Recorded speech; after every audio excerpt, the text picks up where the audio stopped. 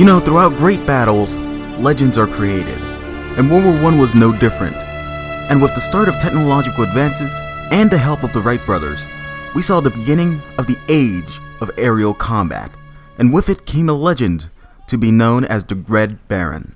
Hello YouTube, it's Flowgunner here, and today I just want to take a look at a brief history of the Red Baron and tell you guys about who he is, what he did, and why he's being featured in the Battlefield 1 pre-order pack. Now, I'm not a historian or anything, but I did do my research. So if I miss any important details or get anything wrong, leave it in the comments down below, and I greatly appreciate it.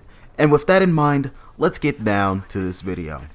So the Red Baron, otherwise more formally known as Manfred Albert von Richthofen, was a German Imperial single-seater combat pilot who was responsible for over 80 air combat victories. As a child and being born into a noble family, the young Baron was raised to be a hunter and studied at a military school because of his family's military background. Soon after graduating, he became a cavalryman, as he wasn't accepted to join the army due to his height. He was only 5 feet 5, so he was a fairly short person. Eventually, though, he was accepted into the army as a reconnaissance officer, but that role became obsolete in the war, and he was transferred as a dispatch runner and a telephone operator. Bored and frustrated at not being able to directly participate in all the action, Richthofen sent a letter of transfer to the Imperial German Army Air Service and wrote such in his letter, and I quote, "I have not gone to war in order to collect cheese and eggs, but for another purpose." And in spite of his unmilitary attitude and surprise, his request was accepted and he joined the Air Service in May of 1915. By August of 1916, he was serving as a two-seater pilot on the Eastern Front. There he met an ace pilot by the name of Oswald Belke and was recruited and trained by Belke himself as his mentor.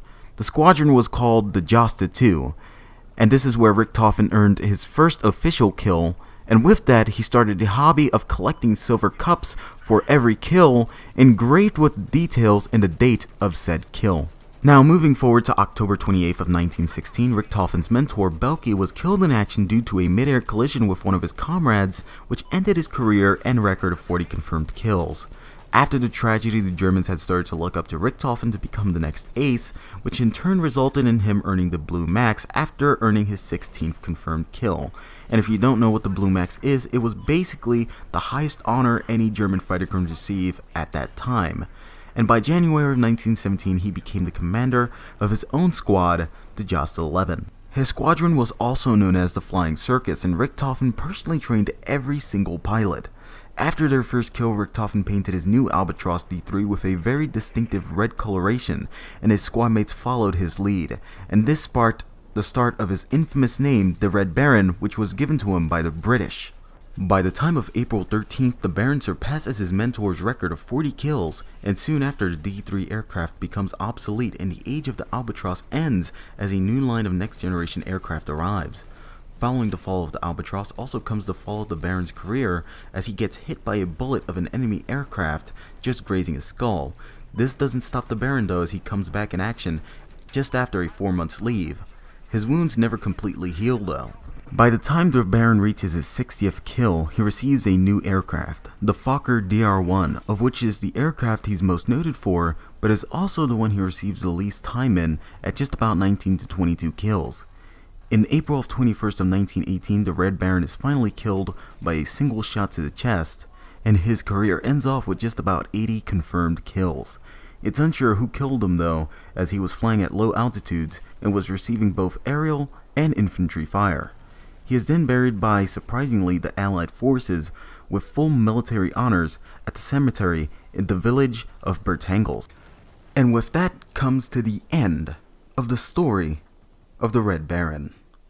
Anyways, I hope you guys found this video entertaining and hopefully quite informative. Also, give me your initial feedback on the video with that like or dislike button down below. And if you want to be updated with any future uploads, then hit that subscribe button as well. Also, if you want a link to my Twitter page, link will be down in the description down below. But anyways, this has been Flowgunner, and I'll see you guys next time.